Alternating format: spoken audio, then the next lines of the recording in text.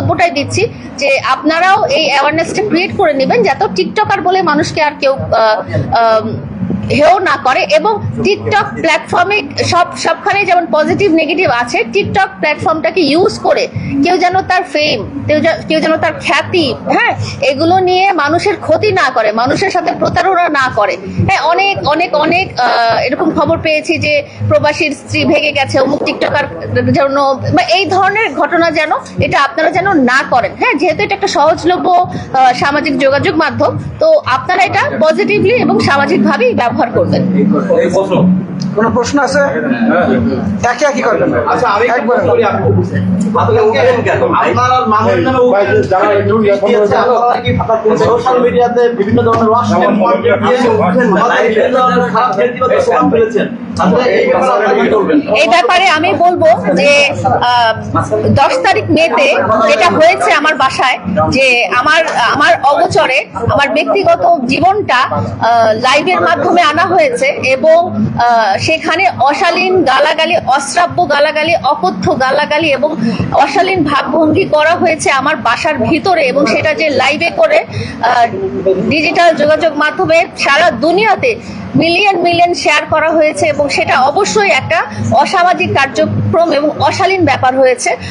আমি যে এই যে উকিল সাহেব যিনি পাঠিয়েছেন তাকে ধন্যবাদ জানাই যে এভাবে আসলে অ্যাওয়ারনেস ক্রিয়েট করা, যে কেউ যেন, কারণ প্রিন্স মামুনের মিলিয়ন মিলিয়ন ফলোয়ার আছে, তার এই অ্যাক্টিভিটিস দেখে সবাই কিন্তু আগ্রহী হয়ে এই কাজটা করবে, যে একটা নারীর ব্যক্তিগত প্রাইভেসি ক্ষুণ্ণ করে ব্যক্তিগত শোয়ার ঘরে এইভাবে গালাগালি, হুমকি এবং অশ্রাব্য ভাষায় কথা বলা বা অঙ্গভঙ্গি করা, এটা সবাই উৎসাহিত হবে।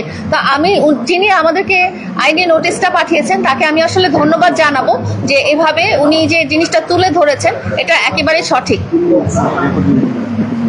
আচ্ছা আপু, এই যে অনেকেই বলছে যে আপনি নাকি কন্টেন্ট তৈরি করেন, আপনারা তো লাইভে যে কথা ভাই সাইলেন্ট ভাই, যে কোনো একজন বলে আপনি কি ওয়াশটিন কোনো কন্টেন্ট তৈরি করে সোশ্যাল প্ল্যাটফর্মে খারাপ কোনো নেতিবাচক প্রভাব ফেলেছেন কিনা? ওখানে কিন্তু ওয়াশটিন কন্টেন্ট করা হয়েছে, ওখানে আসলে ওই যে লাইভটা ছিল সেখানে কিন্তু আমাকে ছোট করা হয়েছে, আমাকে গালাজ করা হয়েছে, লোকজন কিন্তু আমাকেও দেখেছে, সেই জন্যই উনি ওইটাকে অশালীন বলেছেন। তো আমি যেসব কন্টেন্ট করি, আমি বেসিক্যালি কন্টেন্ট ক্রিয়েটার না, আমি হয়তো কোনো প্রমোশন করে দিই বা হয়তো কোনো ওপেনিং এ যাই, আমার ভিডিও করা হয়, এবং আমার নামে কয়েকশোরও বেশি, 150রও বেশি, আমার ব্লু ফেয়ারি লাইলা নামে 150রও বেশি ফেক পেজ আছে, হ্যাঁ, যারা নানা রকম ভয়েস দিয়ে, নানা রকম ক্যাপশন দিয়ে ভিডিও করে, সেটা সবকিছুই কিন্তু পজিটিভ না। বাট আপনারা যদি আমার ব্লু ভেরিফাইড আইডিগুলোতে যান, তখন আপনারা একটাও অশালীন কোনো কন্টেন্ট পাবেন না। আমি হয়তো কোনো প্রমোশন করি বা আমি লাইফস্টাইল ব্লগ করি বা আমি রিলস বানাই, কিন্তু এখানে আমি পোশাক থেকে শুরু করে কোনো কিছুই অশালীন আমার মনে হয় না যে আপনারা সেটা দেখতে পাবেন। আপু, আপনারা দেখতে পেলাম যে লাইভের ভিতরে আপনাকে বিভিন্ন ধরনের গালিগালাজ করেছে এবং আপনি কোর্টেও গিয়েছিলেন। তো আসলে সেই মামলা বা সেই কোর্টে যে গেলেন, সেটার কতদূর আপনি গিয়েছেন বা এর পরবর্তী কি পদক্ষেপ আপনি নিয়েছেন? এই যে 2025 সালে, হ্যাঁ, একটা নারীকে এভাবে যে সামাজিক যোগাযোগ মাধ্যমে অন করে, লাইভে অন করে প্রকাশ্যে গালাগালি সহ বিভিন্ন অঙ্গভঙ্গি এবং হেয় প্রতিপন্ন করা হলো, এটা 2025 সালে এসে আসলে কোনোভাবেই কাম্য না। কারণ আমরা সবসময় কি বলি, নারী পুরুষ একটা সুন্দর একটা কি বলবো, ক্ষমতায়নের ব্যাপারটা বলবো, যে আমরা সবসময় আগে ভেবে আসি না এটা পুরুষ শাসিত সমাজ, কিন্তু একটা সময় বলা হয় যে না, ঠিক আছে, নারীদেরও অধিকার আছে, কিন্তু নারীদের অধিকার তো কোথায় আছে আপনি বলেন? যে একটা মানুষ যদি আমার বেডরুমে ঢুকে যদি এই ধরনের অপরাধমূলক কাজ করতে পারে, তো সেটা তো আমি কি বলবো, যে আমার সাথে তো খুবই অন্যায় করা হয়েছে, এবং আমি সামাজিক চাপে পড়ে এবং পারিবারিক চাপে পড়ে আমি আসলে আইনকে জানাতে বাধ্য হয়েছি যে আমার সাথে এরকম করা হয়েছে। আমার সাথে যদি এরকম করা হয়, তাহলে অন্য যাদের ওই অ্যাক্সেস নাই বা যাদের ওই সাহস নাই বা ক্ষমতা নাই যে তাদের প্যারেন্টসকে বা তাদের অভিভাবকদেরকে বলে, এই ধরেন 16, 17, 18 বছর বয়সী কিশোরী যুবতী যারা আছে, হ্যাঁ, তারা তো সামাজিক ভয়েই, সম্মানহানির ভয়েই কেউ আইনের কাছে যে বলবে না। তো আমি একটা এক্সাম্পল ক্রিয়েট করতে চাই যে আসলে আপনি যত বড়ই খ্যাতিমান ব্যক্তি হন না কেন, আপনি অপরাধ করলে সেটা কিন্তু অপরাধী হবে। আপনি যদি অপরাধ করেন, সেই অপরাধ আপনার খ্যাতি বলেন বা আপনার আপনার অভিনয় বলেন সেটা দেখে যদি আপনাকে ক্ষমা করে দেওয়া হয়, প্রথম তো ক্ষমা করে দেওয়া হয়েছিল, তো যদি ক্ষমা করে দেওয়া হয় তাহলে আপনার ফলোয়ার, আপনার অনুসারীরা শিখবে অপরাধ করার ব্যাপারটা। তো এই জন্যই আসলে আইনের কাছে আমার অভিযোগটা জানাতে গিয়েছি। এখন আইন যেভাবে নেবে, আইনের প্রতি আমি অবশ্যই শ্রদ্ধাশীল। আপনারা অনেকেই বলেন যে না, আইন আসলে বৈষম্যমূলক। আইন আসলে বৈষম্যমূলক কখনোই হতে পারে না, কারণ একটা আইন তো একটা দেশের আইন, একটা রাষ্ট্রের আইন তো একটা মানুষ বানায় না। এখানে যথাযথ পর্যালোচনা করে সমাজের ব্যক্তিদের ভিউজ নিয়ে বা কি বলবো, যে একজন আমি বললাম আর আইন হয়ে গেল সেটা না। তো একটা রাষ্ট্রের আইনের প্রতি শ্রদ্ধাশীল আসলে সবারই হওয়া উচিত। এবং একটা রাষ্ট্রের আইন যদি এরকম হয় যে নারীকে প্রোটেক্ট করার ব্যাপারটা যদি আসে, তার মানে আমার আগেও এই ধরনের ঘটনা হয়েছে, যেহেতু সামাজিক যোগাযোগ মাধ্যমে আসেনি সেই কারণে হয়তো আপনারা ওইভাবে হাইলাইট করতে পারেননি, কিন্তু আইন প্রশাসনের দৃষ্টিতে এসেছে দেখেই তারা এই ধরনের আইনটা প্রণয়ন করেছেন। আচ্ছা, আপনি একটা ইন্টারভিউতে বলেছেন যে মামুনের কাছ থেকে আপনি মানে সরে যেতে চান, মামুনে বলছে আপনার কাছ থেকে সরে যেতে। আসলে কে কার কাছ থেকে সরে যেতে চান? আর আপনি আরেকটা প্রশ্ন, সেটা হলো যে আপনি 4 বছরে আপনার জীবনের সম্পদ যত অর্জন ছিল সব ব্যয় করেছেন, প্লাস 49 লক্ষ টাকা আপনি ঋণী হয়েছেন। আসলে এটা কি আপনি ঋণী হয়েছেন, আর মামুনকে কত টাকা আপনি দিয়েছেন নগদ, এইগুলো একটু বলবেন। আমি টাকা পয়সা ব্যাপারটা যেটা আছে সেটা এই মুহূর্তে আর বলতে চাচ্ছি না, বাট আপনি যেটা বলেছেন যে ব্যক্তির নামটা বলেছেন সেই ব্যক্তির আমি ছায়ার কাছেও নাই, এবং আমি তার হাত থেকে মুক্তি পাওয়ার জন্য। কিন্তু মানুষ আইনের আশ্রয় কখন নেয়, মানুষ একটা মামলা কখন করে? যখন আপনি ভুক্তভোগী, যখন আপনি জালিমের অত্যাচারে অত্যাচারিত। আমি ওই মামুন নামের জালিমের অত্যাচারে 4 বছর অত্যাচারিত হয়ে দেওয়ালে পিঠ থেকে যে আমি আইনের কাছে যে হাত জোর করে বলেছি যে আমাকে সেভ করেন, আমাকে রক্ষা করেন। হ্যাঁ, আমি যদি ভুক্তভোগী না হতাম তাহলে কেন আমি আইনের আশ্রয় নিতাম? তাহলে তো আমার আইনের আশ্রয় নেওয়ার কোনো ব্যাপারটাই ছিল না। এখন যেহেতু ভুক্তভোগী এবং এখন যেহেতু আমি আপনাদের সামনে বলে এসেছি যে আমি আর নাই, আপনারা সে যদি আমাকে মেরেও ফেলে তাহলেও আমি আর নাই। হ্যাঁ, তাহলেও আমি তার আশেপাশে ছায়ায় উপরে নিচে মানে কোনো জায়গাতেই আমি চাই না যে তার এই বিষাক্ত পরিবেশ, বিষাক্ত রাহু থেকে যেন আমার পরিবার এবং আমাকে আইন রক্ষা করে। আমি এই জন্যই এসেছি। সোশ্যাল মিডিয়াতে ইতিমধ্যে আপনার গায়ে হাত তুলছিল, সবাই দেখেছে, সবাই দেখেছে আপনার গায়ে হাত। তারপরেও আপনি কিন্তু বলেছেন যে বিলফামের সাথে আমি আর কখনো দেখা করি চেষ্টা করবো না। আমরা পরবর্তীতে দেখতে পেয়েছি যে আপনি আবার তার সাথে মিশেছেন এবং তার সাথে ঘুরিয়ে বেড়েছেন, আসলে আবার এখন বলছেন যে যাবেন না। এটা যেটা বলেছি যে সেটাও একটা ব্ল্যাকমেইলিং এর ব্যাপার ছিল। সেটা আসলে আমি যে আইনের আশ্রয় নিয়েছি, সেই আইনের আশ্রয় থেকে যেন আইন তাকে কিছু করতে না পারে বা আইনের হাত থেকে বাঁচার জন্য সে বারবার, আপনারা যদি লাইভটা দেখেন, সে বারবার বলেছে আমি লায়লার সাথে মিশেছি মামলা তোলার জন্য। লায়লার সাথে মানে সেখানেও কিন্তু একটা ব্ল্যাকমেইলিং এর ব্যাপার ছিল। গত যে আমরা একটা সংবাদ সম্মেলন করেছিলাম সেখানে কিন্তু আপনারা বারবার দেখছেন, সে কিন্তু বারেবারেই বলছে যে মামলা তোলার জন্য, মামলা তোলার জন্য, মামলা তোলার জন্য। এটা আসলে তার প্রতারণা, তার ফাঁদ এবং তার অপকৌশল, যে আইন যেন তাকে কোন রকম কিছু করতে না পারে। সেই জন্য আমার গলায় পাড়া দিয়ে কিন্তু আসলে আমার সাথে ওখানে আমরা কিন্তু বারবার বলেছি যে না, আমরা ব্যক্তিগত কোনো সম্পর্কিত হতে চাই না। আমি নিজেই বলেছি আমি হতে চাই না। আমি নিজেই বলেছি যে আমি তোমাকে বিয়ে দিয়ে দিব। হ্যাঁ, আপনারা হয়তো আমার চেহারা, আমার কথা বুঝতে পেরেছেন যে আমি কতটা, মানে আমার কতটা পিছে ছুরি নিয়ে সে আমাকে বলিয়েছে যে তুমি এভাবে বলো, ওভাবে বলো। যেহেতু সামাজিক যোগাযোগ মাধ্যমটা আসলে তার, আমি কিন্তু সামাজিক যোগাযোগ মাধ্যমের কেউ না। আমি হয়তো তার কারণে একটা মানে ভাইরাল হয়েছে নেগেটিভ ভাবে। প্রিন্স মামুন আমরা দেখেছি যে সে বরাবরই আপনি না শুধু অনেকের সাথে এই ধরনের প্রতারণা জড়িয়ে পড়ে। তো আপনি এত সহজ সরল কেন, বারবারই এই ভুল কেন করেন? তার সাথে আপনি বারবারই তার এই যে একটু মায়াবী এই কথাটা বলি যে উনি মায়াবী কণ্ঠে কথা বলে সেটার ফাঁদে কিন্তু আপনারাও পড়েন এবং আপনারাও কিন্তু তার এই যে তার প্রতিবন্ধী ভাই বোন মা বাবা এসব বলেন।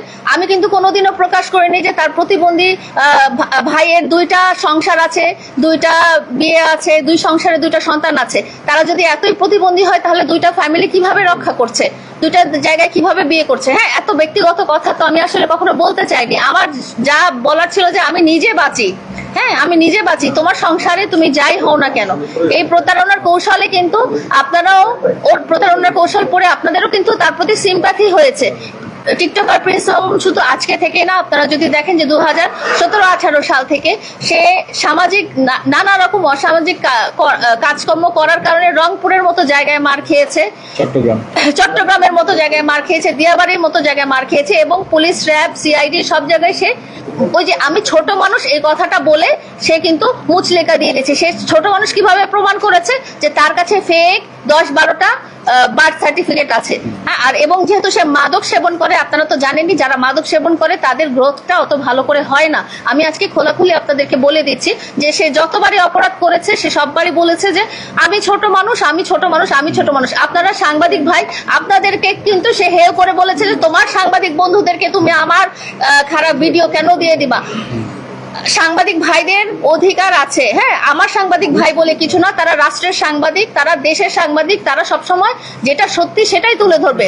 সেখানে সে কিন্তু ছোট করে বলেছে যে তোমার সাংবাদিক ভাইদেরকে তুমি আমার কেন খারাপ ছবি দিয়ে দিবা। আমি কারো খারাপ ছবি আমার দেওয়ার দরকার নেই, যে খারাপ সাংবাদিক ভাইরা সবাই জানেন। এতগুলো যদি অপরাধমূলক কাজ না করেন তাহলে উনি এত জায়গায় যে কেন মুচলেকা দিয়ে ছুটে এসেছেন। ওই যে প্রতিবারই সে বলে যে আমার প্রতিবন্ধী ভাই বোন, আমার প্রতিবন্ধী ভাই বোন হলে আপনারা, আমি এই ছোট্ট কথাটা বললাম যে প্রতিবন্ধী ভাই বোন যদি হয়, হ্যাঁ, তাহলে তারা কিভাবে একজন 2বার করে বিয়ে করে, 2টা সংসার করে, 2 ঘরে সন্তান থাকে, আপনারা এই কথাটাই বলবেন। এবং সে যদি এতই অসহায় হয় সে কিভাবে এত লাখ লাখ টাকার বাড়ি, তার 4টা বাইক, তার BMW গাড়ি। আমি তো আগেও বলেছি ভাই, কই আমার তো BMW গাড়ি নাই, আপনাদের তো আপনারা এত বড় সাংবাদিক, আপনাদের তো ইনকাম কম হওয়ার কথা না, আপনারা এত শিক্ষিত, ক্লাস 5 পাস ছেলে একটা কিভাবে BMW গাড়ি চালায়। এগুলো হচ্ছে তার প্রতারণার কৌশল, এগুলো হচ্ছে তার ফাঁদ। আচ্ছা আপু, আপনি তাকে নকল কাবিন দিয়ে তাকে বিয়ে করেছেন, আর সে দাবি করেছে আপনি করেছেন, আর আপনি দাবি করেছে সে করেছেন। আসলে কাবিনটা কি আসলে ফেক না ভুয়া, আর কত টাকা কাবিন ছিল আপনাদের? কাবিনটা তো অবশ্যই ভুয়া দেখেই তো নারী শিশু মামলাটা হয়েছে। আমি যদি কাবিনটা ভুয়া প্রেজেন্ট করে তার এগেনস্টে কিছু করতাম তাহলে তো সেই আইনি পদক্ষেপটা আগে নিয়ে তো আমার এগেনস্টে। আমি যেহেতু ভুয়া প্রমাণ পেয়েছি এবং প্রশাসন সেটা ভুয়া পেয়েছে দেখেই কিন্তু এই মামলার উদ্ভব হয়েছে, না হলে কিন্তু এই মামলাটা আসতো না। এই মামলাটার কারণটাই হয়েছে যে সে ভুয়া কাবিন দিয়ে আমার সাথে 4 বছর ধরে প্রতারণা করেছে, এবং তার যখন ওই যে বাড়িটা আমি কোনোভাবেই দিলাম না, বাড়িটা দিয়ে দিলে কিন্তু আপনারা আমাকে আর দেখতেন না, আপনারা দেখতেন যে লায়লা মারা গেছে, লায়লার বাচ্চারা রাস্তায় পড়ে আছে। তো এই যখন বুঝে গেছে যে না সে আর দিবে না, তো তখনই সে চলে গেছে। তো 4টা বছর সে আমার সাথে প্রতারণা করে গেছে। ভুয়া কাবিন যদি আমি আগে দিতাম তাহলে সে নিজেই বলতো, সে অনেক সংবাদ সম্মেলনে বলেছে লায়লা আমাকে আটকে রেখেছে, লায়লা আমাকে বাসায় আটকে রেখেছে, লায়লা আমার সাথে প্রতারণা করেছে, লায়লা আমাকে ফাঁদে রেখেছে। ফাঁদ যদি হতো তাহলে সে ওই ভুয়া কাবিননামা নিয়েই সে আইনের আশ্রয় নিত, কিন্তু সে তো কখনোই সেটা করেনি। আপু, আপনি যখন দেখেছেন যে আপনাকে ভুয়া কাবিননামা দিয়েছে, কাবিন যখন হয়েছে তখন আপনি জানেন যে কত লক্ষ টাকা কাবিন হয়েছে, সেই বিষয়টা একটু বলবেন। 5 লক্ষ টাকার মনে হয়, 5 লক্ষ 1 টাকার মনে হয় দেনমোহর একটা ছিল। আচ্ছা, আরেকটা বিষয় হলো যে আপনি মামুনের জন্য 49 লক্ষ টাকা ঋণী হয়েছেন।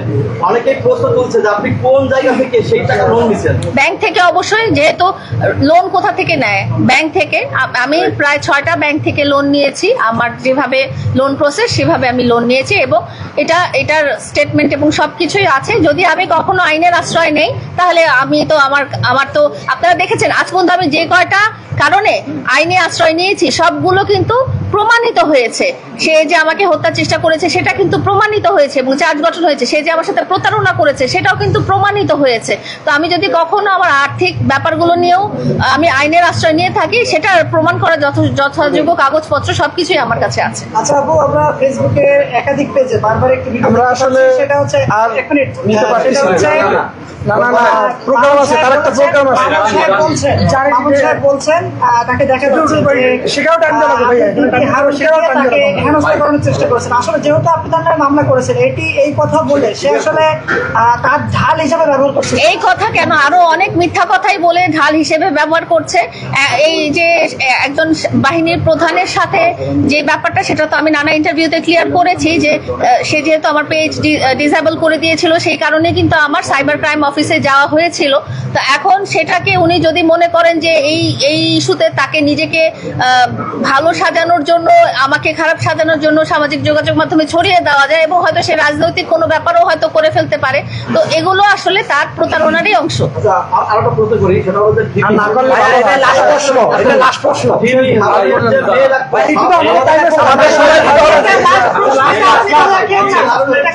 আমরা দেখতেছি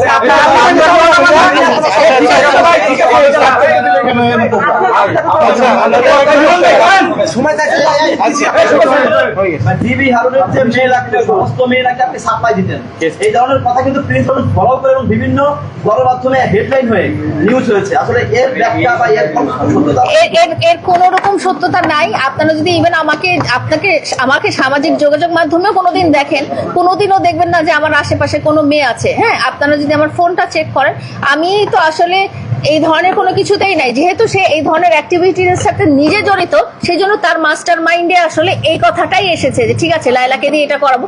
আপনারা প্রমাণ সার্চ করেন, করলেই পাবেন অবশ্যই। আপনি একটা অভিযোগ করেছিলেন যে মামুন আপনাকে লাঠি দিয়ে আপনার বাচ্চা নষ্ট হচ্ছে, এটা কতটুকু সত্য হলে এটা কখন ঘটেছিল? এটা ঘটেছিল, এটা অবশ্যই সত্যি। এটা আসলে মানুষের খুব কষ্টের একটা ব্যাপার, একটা মা হিসেবে মায়ের একটা খুব দুঃখের একটা ব্যাপার, এবং কোনো মায়েরই এটা কাম্য না একটা জীবনকে এভাবে নষ্ট করে দেওয়া। এটা হয়েছিল 2023 সালের ফেব্রুয়ারি মাসে।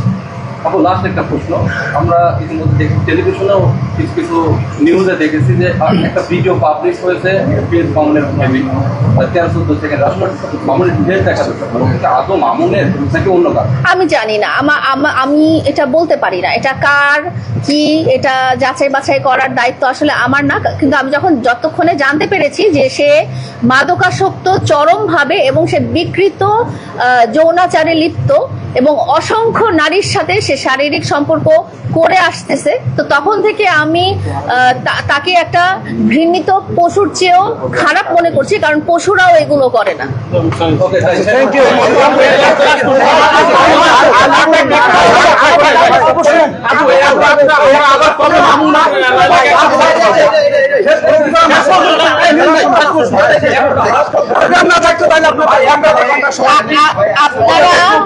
আমার যতদিন নিঃশ্বাস আছে, যতদিন আমি বেঁচে আছি, আর কোনোদিন আমি আপনাদেরকেও, আপনারা আমার ভাই, আপনারা আমার গার্জিয়ান, আপনাদের কাছে অনুরোধ করব, এই ঘৃণিত মানুষের ব্যাপারে, যাকে আমি অনেক ঠিক করার চেষ্টা করেছি, একটা জানোয়ারের চেয়েও সে অধম প্রাণী, তার সাথে আমার নামটা আর দয়া করে জড়াবেনই না, এবং আমি আর তার নামও শুনতে চাই না, তার ছায়াও দেখতে চাই না। যতদিন আমার নিঃশ্বাস আছে, আমি কোনোভাবেই সে যেই পথে যাবে আমি ওই রাস্তা দিয়েও হাঁটবো না।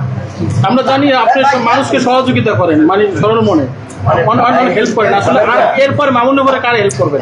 আমার নিজেরই এখন সাহায্য দরকার। আমি এমন অবস্থায় আছি যে আমার এখন হাত পাতার মতো অবস্থা হয়েছে। টাকা লাগলে সাকিব খানকে টার্গেট করতে হবে, সেটা এই নিউজ কিন্তু বাংলাদেশের হেডলাইন আছে সমস্ত কেন সেটা কেন? সেটা হচ্ছে যে আসলে না, আমরা নিউজ করার সময় দেখা যায় যে হেডলাইনটা পড়ে ভিতরের অংশটা পড়ি না।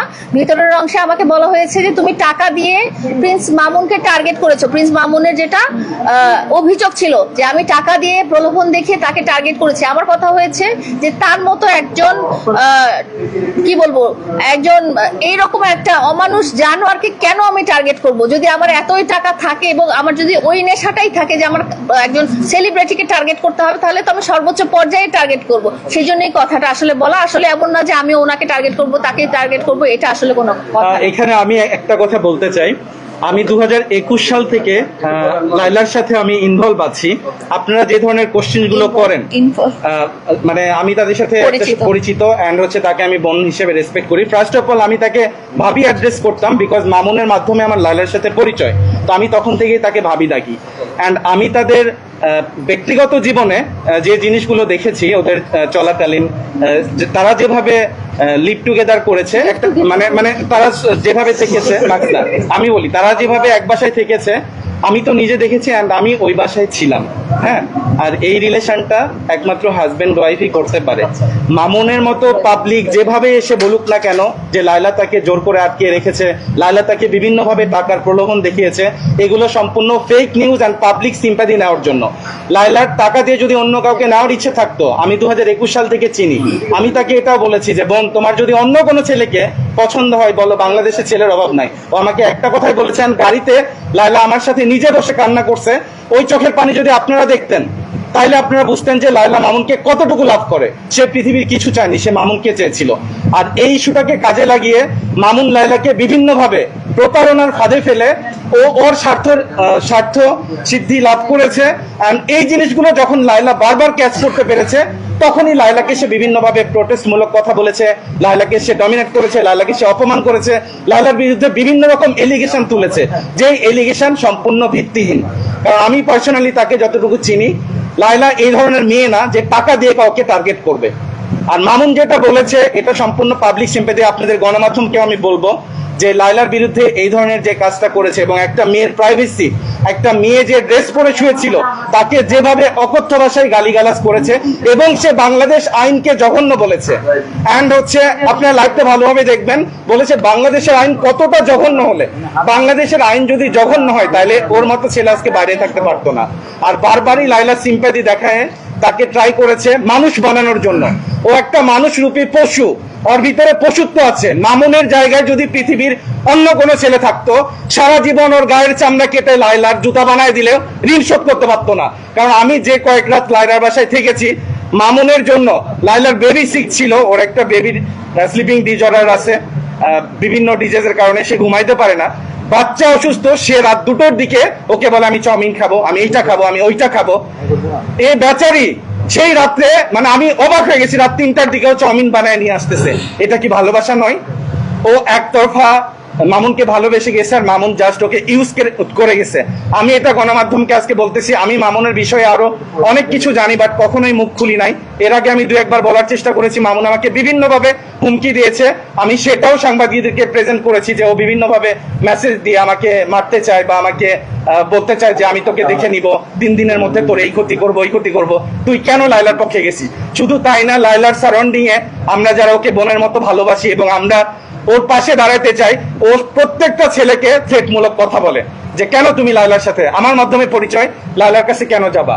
বাট আমাদের তো একটা বিবেক আছে, আমরা এই কারণে লায়লাকে সঙ্গ দিয়েছি, সাথ দিয়েছি, কারণ আমরা লায়লার ভিতরে অথেন্টিক জিনিসটা দেখেছি এবং ভালোবাসাটা দেখেছি।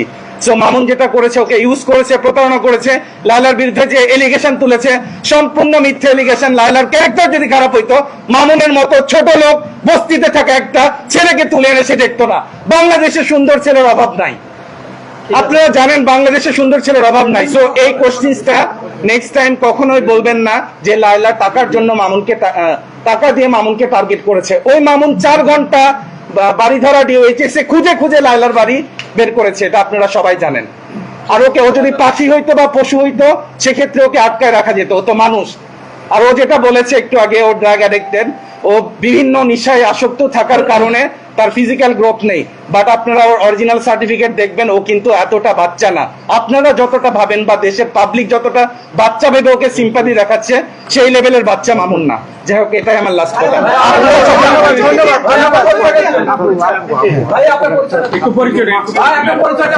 আমি হচ্ছে এখন স্টিল লায়লার ভাই, এন্ড হচ্ছে এমডি লিখন চৌধুরী।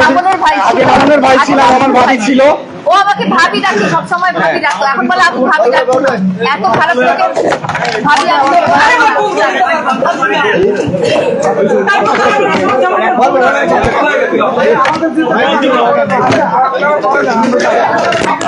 মোবাইল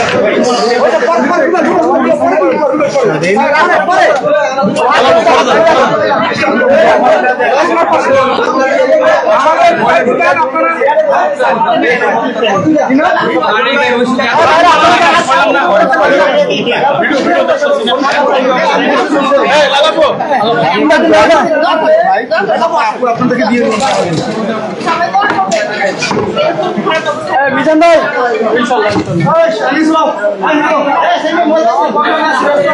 এটা কার রুট কার রুট এটা আমারটা এটা আমারটা